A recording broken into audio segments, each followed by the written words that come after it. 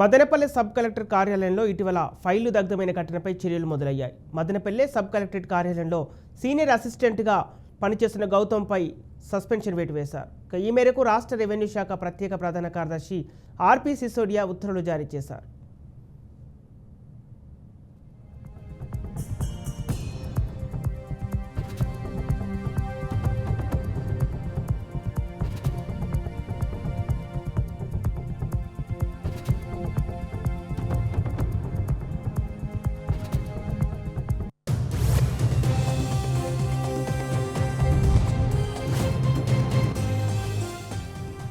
గతంలో మదనపల్లె ఆర్డీఓగా పనిచేసిన మురళి ప్రస్తుతం ఆర్డీఓగా ఉన్న హరిప్రసాద్ను కూడా ప్రభుత్వం సస్పెండ్ చేసింది.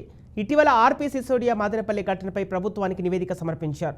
గత ఆర్డీఓ మురళి నిషిద్ధ జాబితా నుంచి భూములను తప్పించడంలో కీలక పాత్ర పోషించారని తెలిపారు. ప్రస్తుత ఆర్డీఓ హరిప్రసాద్ వ్యవహార శైలి కూడా అనుమానాస్పదంగా ఉందని స్పష్టం చేశారు. ఇక రికార్డుల తారుమారులో సీనియర్ అసిస్టెంట్ గౌతమ్ కీలకంగా వ్యవహరించాడని సిసోడియా తన నివేదికలో వివరించారు.